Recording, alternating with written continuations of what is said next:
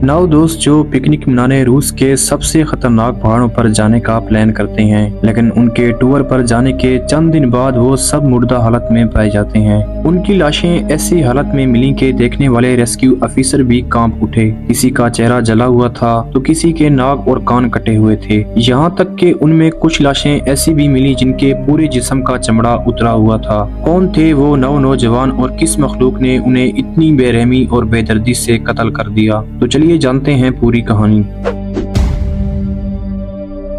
ये नौजवान उराल की फेडरल यूनिवर्सिटी में पढ़ते थे, जिसका पुराना नाम उराल पॉलिटेक्निक इंस्टीट्यूट था। ये यूनिवर्सिटी रूस के येकातेरिनबर्ग शहर में वाक़िया थी। इस यूनिवर्सिटी के 10 क्लास फेलो नौजवानों ने पिकनिक मनाने के लिए रूस के सबसे खतरनाक और बर्फीले पहाड़ ओटोर्टन पर जाने का फैसला किया और अगली सुबह 27 जनवरी को वो सफर पर रवाना हो गए। लेकिन रास्ते में उनका एक दोस्त बीमार हो गया और वो वापस लौट गया। वो नहीं जानता था कि उसकी ये बीमारी उसको मौत के मुंह से निकाल रही है। बाकी 9 दोस्त सफर पर रवाना हो गए। उनका टीम लीडर था इगो डेटलो, जो पहले भी कई बार खतरनाक जगहों पर जा चुका था। उन्होंने येकातेरिनबर्ग शहर से आइवडील शहर तक 350 किलोमीटर सफर ट्रेन में तय किया और आइवडील शहर से वीजे गांव तक 50 किलोमीटर सफर ट्रक में तय किया। वो वीजे गांव पहुंचे तो शाम हो चुकी थी, तो उन्होंने सोचा क्यों ना रात यहीं गुजारी जाए, क्योंकि सुबह उन्हें वीजे गांव से पैदल आगे मंजिल की तरफ जाना था। नाजरीन, वीजे एक छोटा सा गाँव था जिसके चारों अतराफ जंगल और पहाड़ थे। ये आखिरी इंसानों की छोटी सी बस्ती थी।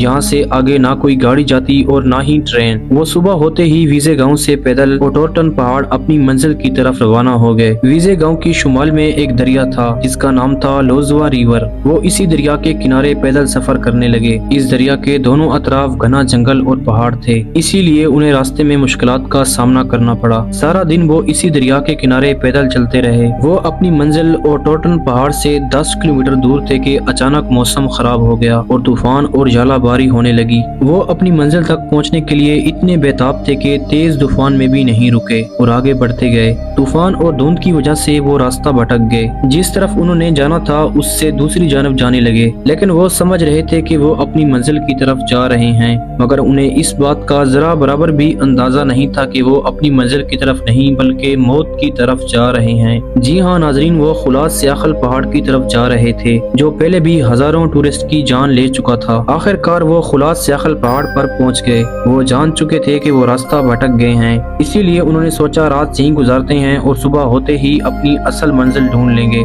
लेकिन वो इस बात से अनजान थे कि ये उनकी आखिरी रात है। उन्होंने खेमा लगाया, खाना खाया और सो गए। जैसे सुबह हुई तो उन 9 दोस्तों में एक दोस्त भी खेमे के अंदर मौजूद नहीं था, सब गायब थे।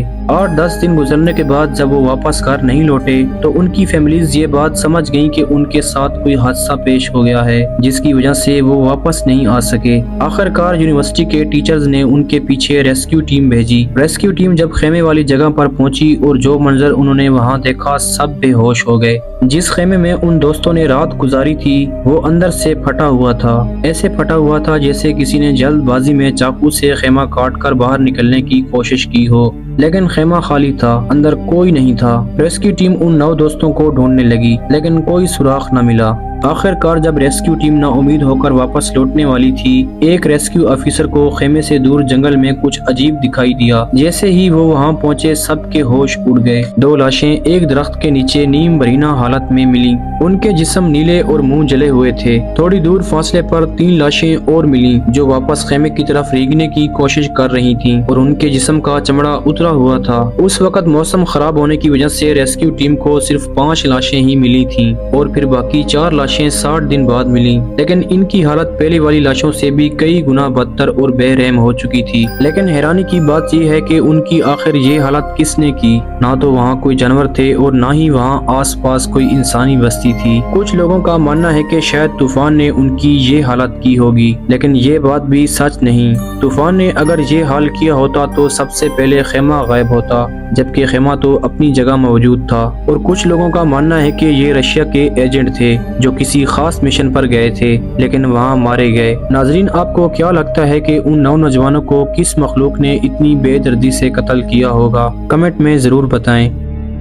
उम्मीद करता हूँ आपको हमारी आज की वीडियो पसंद आई होगी। मजीद इस तरह की इंटरेस्टिंग वीडियोस देखने के लिए हमारे चैनल को सब्सक्राइब कर दें।